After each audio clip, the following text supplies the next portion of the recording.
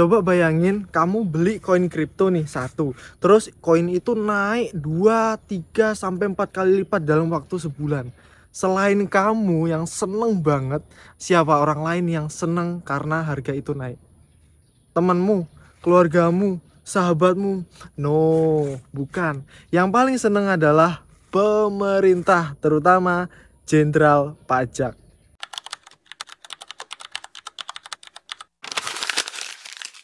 Kamu sadar nggak kalau di dunia nyata ketika saldomu itu naik terus jadi banyak, ada pihak lain loh ternyata yang seneng karena saldomu itu naik. Bukan cuman kamu, bukan cuman keluargamu, melainkan pajak. Masalahnya biasanya kan yang kena pajak ya kamu tahulah tentang penghasilan, terus kendaraan, rumah, tanah dan lain sebagainya. Tapi kripto ternyata itu juga kena bagian men. Padahal katanya kripto itu terdesentralisasi, terus bebas, nggak terikat sama aturan yang dibuat pemerintah, nggak melibatkan bank-bank sentral di negara-negara tersebut. Tapi kok ternyata makin kesini, makin adanya regulasi, negara-negara makin kayaknya tajam banget ya ngelihat kripto ini.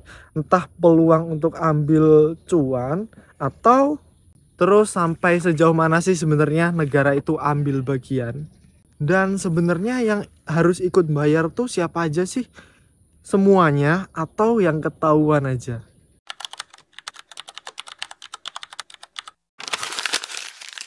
Per 1 Agustus 2025 biaya pajak transaksi kripto itu naik men.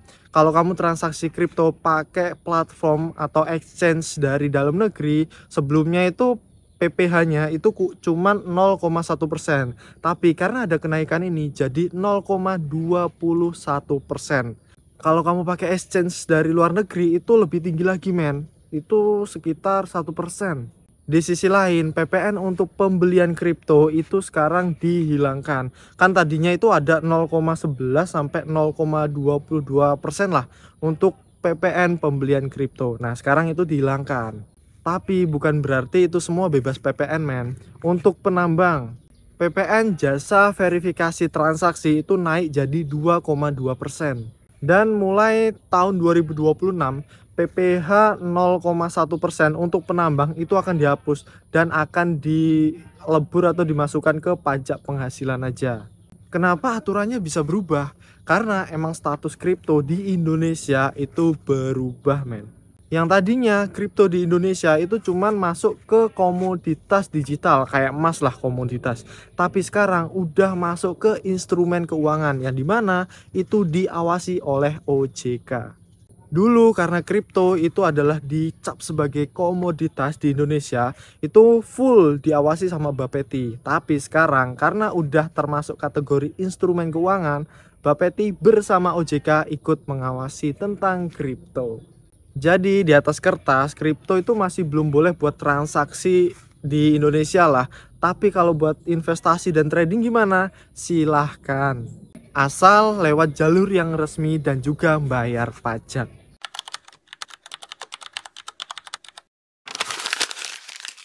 Kalau kita ngomongin pajak, pasti ujung-ujungnya ke duit lagi. Jadi per Mei sampai dengan Desember 2022, pajak kripto itu menyumbang sampai 240-an miliar men. Terus di tahun 2023 itu turun jadi sekitar 130-an miliar. Dan di tahun 2024 pajak kripto menyumbang wah banyak banget sekitar 600-an miliar men. Bahkan sampai Januari 2025 pajak kripto itu udah nyumbang lebih dari 1 triliun rupiah. Nah disinilah mulai muncul nih istilah kayak shadow economy. Bayangin deh kalau negara itu kayak warung yang gede banget, yang besar banget. Kalau kamu transaksi lewat kasir, ya negara bisa dapat untung. Lewat apa? Lewat pajaknya. Tapi ada juga yang transaksinya nggak lewat kasir men. Ketika transaksi itu nggak dilakukan lewat kasir, apa yang didapat negara? Apa yang didapatkan sama supermarket?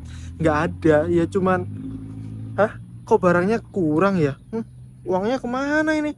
Hehehe, kemana ini? Ya cuman bisa kayak gitu. Dan itulah yang terjadi di dunia kripto, men. Banyak terjadi transaksi itu di DEX atau platform luar negeri, yang dimana itu nggak ada laporan pajaknya, terus pemerintah kita juga nggak bisa nge-tracker dan lain sebagainya. Makanya itu nggak bisa kedeteksi. Kedeteksi sih mungkin bisa ya, cuman untuk pastinya itu yang belum bisa. Dan ini ternyata bukan cuman soal pajak, men.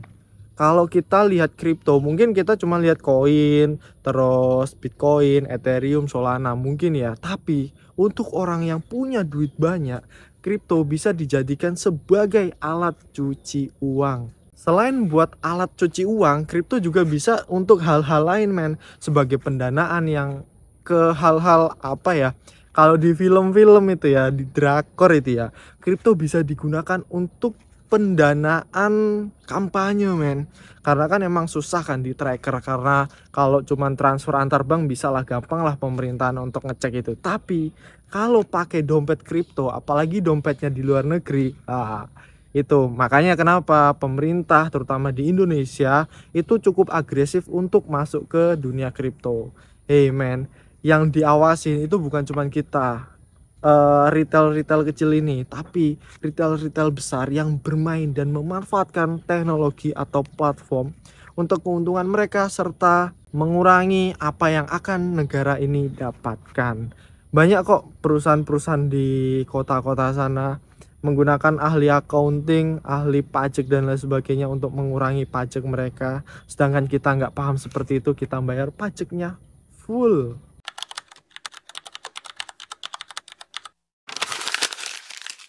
Silau ya, biarin deh. Jadi gimana, udah ada gambaran kan kenapa pemerintah kok kayaknya matanya tajam banget buat kita pemain kripto? Karena emang men, terutama di Agustus tahun 2025 ini ya, pajak cukup ketat serta peraturan juga cukup ketat untuk kripto di Indonesia. Terus kripto di Indonesia statusnya juga udah naik. Tadinya kan cuma komoditas doang. Sekarang udah jadi instrumen keuangan digital yang langsung masuk radar dari OJK. Tadi udah aku kasih tahu bahwa penerimaan pajak negara dari kripto itu sempat melonjak bahkan sampai 1 triliun kan tadi.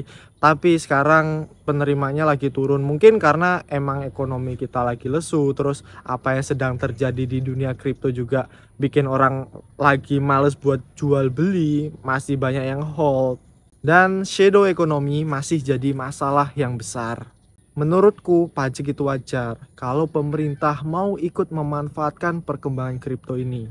Tapi yang penting adalah transparansi serta kemampuan. Kenapa transparansi dan kemampuan? Kemampuan gini, kalau orang yang nggak ngerti soal dunia digital bahkan tentang kripto dan harus dimasukkan ke situ, ya sorry to say, nggak ngerti men. Kamu gimana sih kalau kamu nggak ngerti sama sekali, dipaksa untuk ngerti, kan orang yang ngasih tahu kamu cuman marah-marah kan. Nah itu yang terjadi kalau nggak punya kemampuan.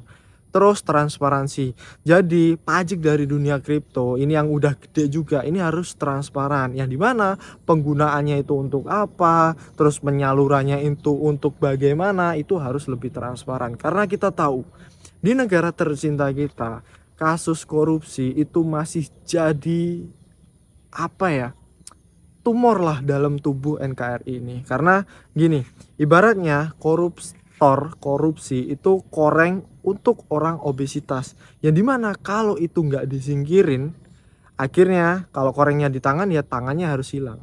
Jadi menurutku daripada harus mengorbankan tangan, berarti mending korengnya aja dihilangkan, dibuang. Kalau udah terlalu dalam ya udah dipotong aja, dipaksa dipotong aja. Terus akhirnya dia mati atau gimana terserah. Yang penting tangan terselamatkan. Jadi kalau kamu ngerasa videoku ini bisa ngebantu atau membuka pikiran kamu, terutama kamu yang main kripto, tolong dong kasih jawaban kamu dari pertanyaanku. Bagaimana pendapatmu tentang kenaikan pajak kripto ini? Kasih pendapatmu di kolom komentar. Jangan lupa untuk subscribe, like, dan see you.